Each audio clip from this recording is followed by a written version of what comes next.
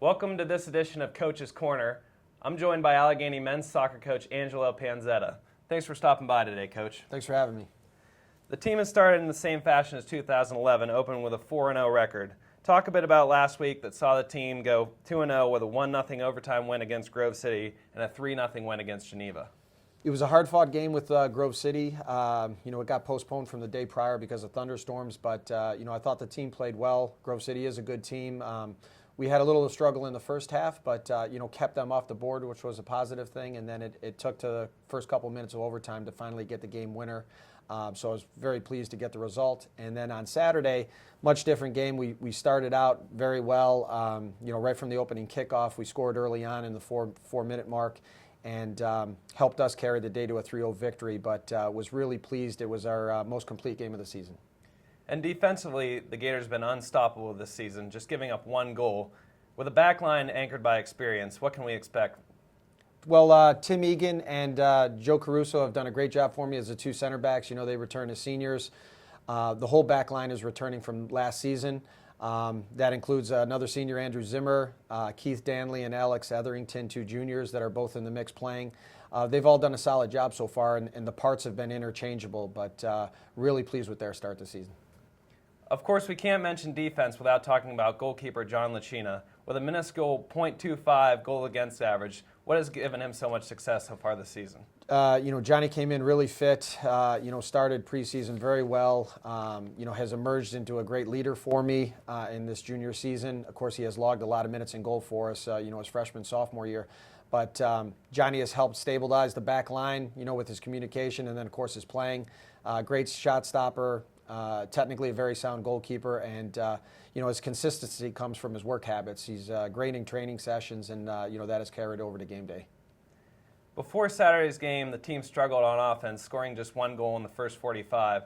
But then against Geneva, they scored 3 times in the first half.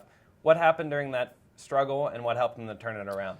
Well, we've been creating chances, which is a good thing. As a coach, I'd get worried if we didn't have chances to score. But we have had chances even in the early games, but just have had trouble in the final third. And I know that's always one of the last things to come around in training sessions and all, that we get comfortable in the final third. And it finally came to pass this Saturday where we clicked in the first half. But overall, it's been good. And I know there's things we can still improve upon. And as people get scouting reports, we're going to have to change some things, but we've been in a good groove up front. Sophomores Cam Olson and Chris Brennan are leading the scorers right now, with team leaders David Del Greco and Andrew Miller both finding the net once. What can we expect offensively with such as strong scores? Well, it's been great that we've been getting scoring from a committee of players, midfielders and forwards. Take a little bit of pressure off Dave and Drew. They've been playing well, and they've been getting chances, so I know they're going to get their goals. But like I said, it's great. It makes us a deeper team and a much harder team to defend when you have multiple guys that can get forward and finish, and that's how it's played out so far this season. And Tyler Danzy made a big impact this week, scoring the game winner in overtime against Grove City and adding another against Geneva. Give us insight to how he was able to have such a great week. Tyler fought through some rough play early in the second half, but came back around, and I was pleased to see him get the game winner. I've been working hard the whole time. He's had numerous chances too, and I know he's going to score more moving forward. Saturday just had an impact on the game, was dangerous, getting crosses in and being dangerous in the box, and it was a great individual effort on that goal. 2 more road games next week, the first coming against Point Park on Wednesday, and then Saturday against Carnegie Mellon. With such a strong start, what can we expect next week and moving forward? Point Park this week is going to present a new challenge, being an NAIA school with some scholarship players and some foreign players that are very good, very skillful players. So we need to be prepared defensively.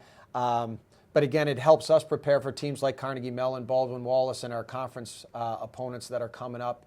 It's going to be a hard contest, but I'm looking forward to our first time versus Point Park. Saturday versus CMU, they've moved up to number 1 in our region, so we're going to have our hands full Saturday afternoon. But we've played CMU the last 3 to 4 years, so we know what to expect. And again, we're taking one game at a time, but we have some big opponents coming up. All right, Coach, thanks for joining us today, and good luck with the rest of the season. Thanks for having me.